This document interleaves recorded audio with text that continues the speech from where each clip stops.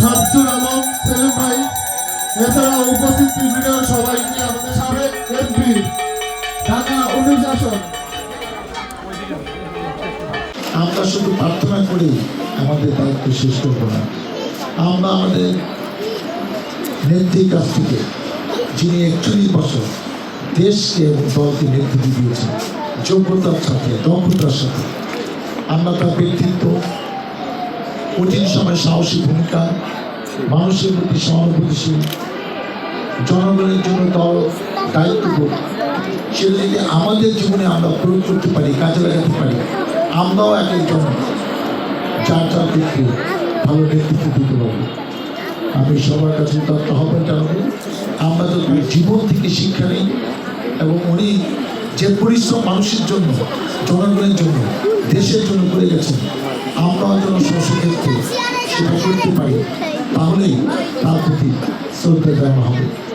আজকে এরকম একটি অনুষ্ঠানের স্টুডেন্টকে সৌভাগ্যবান মনে করছি এবং যারা এরকম একটি সুন্দর অনুষ্ঠান আয়োজন করছে তাদের প্রতি আমার কৃতজ্ঞতা।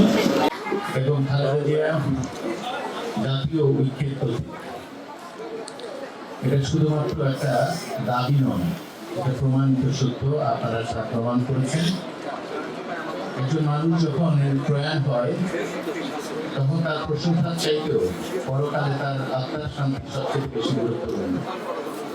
জাতি, ধর্ম, বর্ণ নির্বিশেষে প্রত্যেকে যে প্রার্থনা করেছেন, এই জাতি, ধর্ম, বর্ণ সকলের স্রষ্টা যিনি, থেকে নিশ্চয়ই হতাশ করবেন না আপনারা।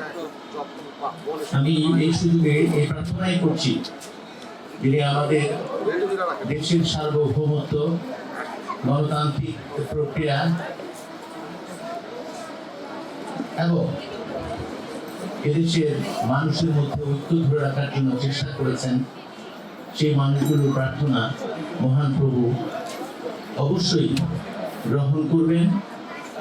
আর সবচেয়ে বড় কথা হচ্ছে তার আত্মার বিদেহী আত্মার মাগফিরাত কামনার পাশাপাশি, প্রার্থনার পাশাপাশি আমাদের যে শিক্ষা অর্জন করা উচিত তা হচ্ছে, তিনি যেমন প্রত্যেকটি মানুষকে তার পরিবারের সদস্য মনে করেছেন, যেমনটি আমাদের দেহের প্রতিটি অংশ আমাদের দেহেরই ভালো থাকার জন্য জরুরি। আমরা হাতকে অসুস্থ রেখে, পাকে অসুস্থ রেখে ভালো থাকতে পারি না। তেমনিভাবে তিনি এটা বিশ্বাস করতেন, এদেশে যে ধর্মেই বিশ্বাসী হোক না কেন, যে গোত্র বা বর্ণের মানুষই হোক না কেন, তাদেরকে খারাপ রেখে দেশের মানুষ, দেশ ভালো থাকতে পারে না। সেই জন্যই কিন্তু দেশ নেত্রী হিসাবে তিনি আখ্যায়িত হয়েছিলেন।